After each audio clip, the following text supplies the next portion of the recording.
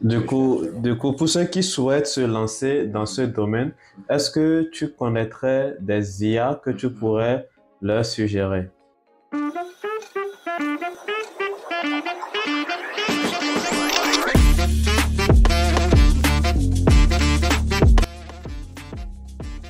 Oui.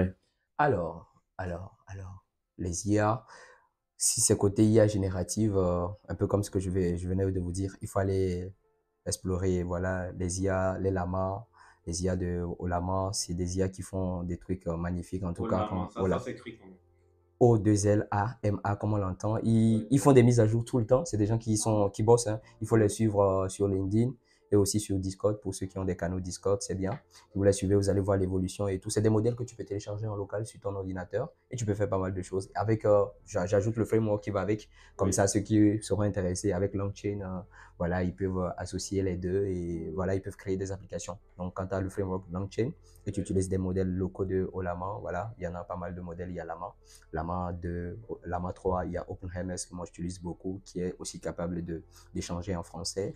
Et voilà. D'accord. Alors, on va plus recentrer l'interview sur toi. Okay. Donc, tout à l'heure, tu as dit que actuellement tu travailles en tant qu'ingénieur de recherche en IA et appliqué au GI, enfin ingénieur industriel.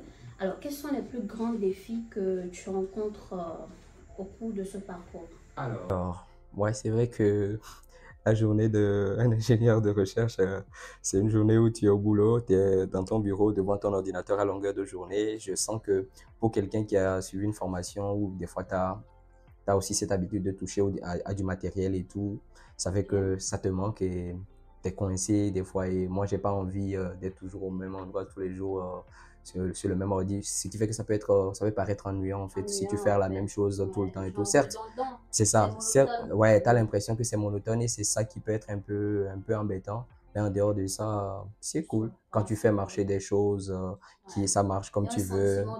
C'est ça, c'est surtout ça. Et il y a des jours où, voilà, tu tournes des codes et ça marche pas comme tu veux. Ça, voilà, et il faut savoir. C'est ça, c'est ça, c'est ça. Il faut juste prendre des fois son mal en patience et continuer à travailler, à bosser. Voilà, quand tu regardes, tu fixes bien tes objectifs, tu sais vers où tu vas. D'accord. Quelles sont les compétences qu'il faut pour une personne pour réussir dans ce domaine? Voilà. Moi, avant de parler compétences, je dirais il faut avoir la passion. Il faut être passionné par tout ce qui est avec IA parce que quand quelqu'un est passionné par quelque chose, la personne a toute la motivation qu'il faut pour le faire. Et ça peut être marrant que quelqu'un qui n'a même pas des compétences de base puisse faire de l'IA. Je ne sais pas si tu comprends ce que je veux dire. Moi, je dirais beaucoup plus d'abord la volonté. Et quand tu as la volonté aujourd'hui, il y a les outils. Il y a les outils avec ChatGPT, avec les IA génératives en ligne et tout. Tu peux m'apprendre comment faire, comment prendre ses premiers pas. Donc, il faut avoir cette envie, mais tu ne peux pas faire d'IA si tu n'aimes pas coder. C'est vrai qu'il y a des solutions IA aujourd'hui en no-code qu'on peut aussi utiliser. Donc, il y a pas mal d'outils et tout. Mais voilà, si tu veux faire des choses beaucoup plus deep, il faut chercher dans la programmation quand même. Ça va aider, surtout. Oui, surtout. Vraiment, je trouve que c'est une base qu'il ne faut pas écarter. Le langage qui revient à chaque fois, c'est Python. C'est Python. Si tu ne Python pas, il faut que le Python te morde pour que tu puisses t'en sortir. Après, là, tout de suite, une question qui me taraude l'esprit. Okay. Est-ce que les gens qui utilisent donc des IA, comme des IA génératives que je disais, et des ingénieurs IA même, est-ce qu'il y a une différence? Parce qu'aujourd'hui, l'avènement de l'intelligence artificielle a tellement pris la toile que les gens se croient que si moi je suis capable aujourd'hui d'utiliser ChatGPT, c'est plus commun, ou peut-être une autre IA générative, ça veut dire que je peux m'appeler ingénieur IA, tu vois, ou bien je peux dire que non, je navigue en fait dans le domaine de l'IA. J'aime beaucoup ta question. J'aime beaucoup ta question. Je pense que je vais juste répondre de cette manière. Tu peux faire quelque chose, mais quand la chose n'est pas reconnue, ça perd sa valeur. Dans quel sens? Ok, tu t'amuses à faire de l'IA, à faire tourner des modèles et tout, mais si tu n'as pas des certifications qui prouvent que tu as tes compétences, c'est comme si tu n'as rien au final, tu vois. Tu peux te vanter, mais avec quoi tu vas te vanter? Donc, après aussi, aujourd'hui, les certifications, il y en a... Ah oui, un peu partout, mais il faut faire les vrais, quoi. Pour moi, je pense qu'il faut se former pour s'appeler ingénieur en IA. Quand tu parles de vraies formations, la formation pour Sera, par exemple, ou bien tu parles des formations... Il faut faire des formations, genre vraiment accréditées, parce que ça dépend du marché de l'emploi aussi.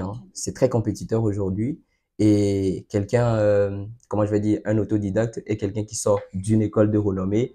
Oh, bah, écoute, hein, c'est pas pareil. Quelqu'un qui a fait voilà, une formation en IA ou data science au MIT n'est pas comparé à moi, tu vois. Donc moi, je dirais, il faut avoir cette envie d'être formé et de continuer toujours à apprendre, mais d'avoir quelque chose à la main qui prouve que tu as les compétences et que tu as les connaissances qu'il faut pour pouvoir s'entraîner. Après, comme tu l'as dit tout à l'heure aussi, il y a le côté passion de la chose. Il y en a qui ne sortent pas forcément dans des écoles vraiment renommées et tout, mais qui ont quand même une passion, qui se cherchent, qui cherchent des formations accréditées en ligne, qui ont des certificats et qui sont tout autant meilleurs que ceux qui sortent.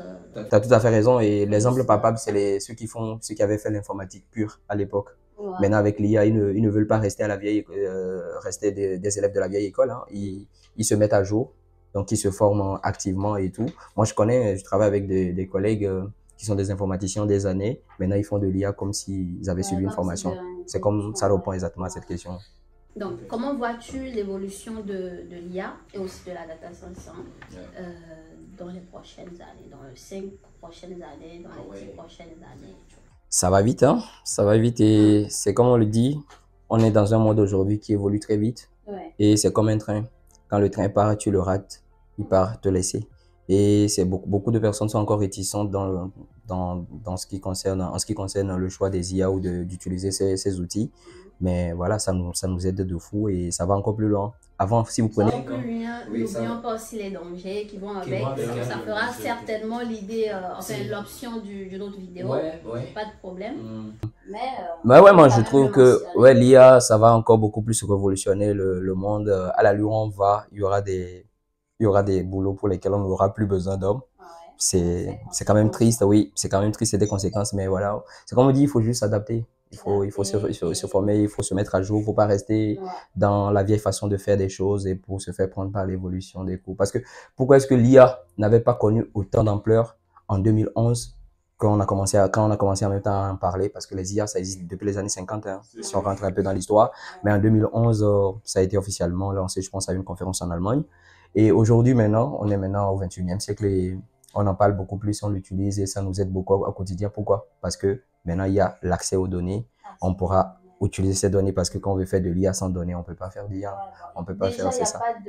Sans données, exactement, c'est ça. Donc, vu maintenant avec l'accessibilité des données, avec les réseaux sociaux qui nous génèrent des données, voilà, à longueur de journée, en quantité massive, comme on peut l'avoir. Donc, avec ces notions de data analytics, on a maintenant tout pour que l'IA encore puisse performer plus que, voilà, et puisse performer même d'ailleurs que ce qu'on connaît aujourd'hui, ce qu'on utilise. Voilà, ça va vite, hein. Je vous dis, quand je parle des modèles de l'avant, les gars, ils mettent à jour un modèle aujourd'hui. La semaine qui vient, ils mettent à jour, voilà, ils font une mise à jour avec, ils font des upgrades et avec des modèles qui sont super encore. C'est ça, c'est ça. Parce que tu vas toujours faire du benchmarking pour comparer qu'est-ce qui a changé entre le modèle passé et le modèle présent et en quoi il est meilleur et en quoi il me sert et tout. Alors Paul, est-ce que tu as un mot de fin pour tes petits frères et sœurs qui te regardent sur cette plateforme, ceux même qui sont peut-être au bac ou en première année, deuxième année de tronc commun, qui aimeront évoluer éventuellement dans cette sphère de IA? Est-ce que tu as un conseil à leur donner? Moi, dans un premier temps, je peux commencer par vous rassurer en vous disant que l'IA, c'est un domaine assez passionnant et que si jamais un jour ça vous tente de le choisir, vous ne le regretterez pas tout simplement, parce que ça a été mon cas, je n'ai pas regretté et je sais que ça va évoluer et il y aura encore beaucoup de débouchés qui vont s'ouvrir et c'est ce qui est intéressant. Donc, c'est un domaine assez vraiment passionnant et si ça vous passionne, ça vous tente, n'hésitez pas parce que, comme on le dit, qui ne risque rien n'a rien. Donc, il faut oser, c'est ça, il faut oser. Prenez tous les risques qu'il faut. Des fois, il peut y avoir des soucis de moyens, de ressources et tout, mais faites avec les peu que vous avez. Avec la volonté, on peut toujours tout. Et voilà, ne vous retenez pas vous-même, quoi. Ne soyez pas tout simplement le frein vous-même, mais donnez-vous cette envie d'y aller, d'explorer cet horizon et ça va vous faire beaucoup de bien. Je vous encourage à suivre et à poursuivre vos passions. Et Paul, merci beaucoup pour avoir répondu présent à cette invitation malgré le temps qui était relativement court.